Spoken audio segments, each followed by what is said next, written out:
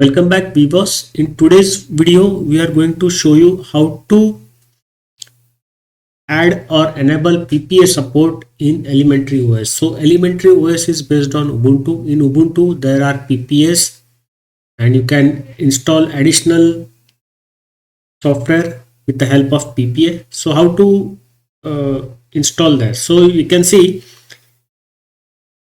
to enable the PPAs you will require certain packages. So the command is sudo apt install software dash properties dot common.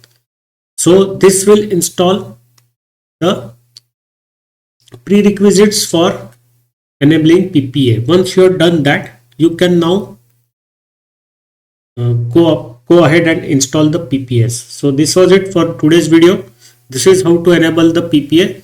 You have to execute this command which I have shown you right now, sudo apt install software dash properties dash common, and after that you can install PPAs just like you do in Ubuntu. That's it.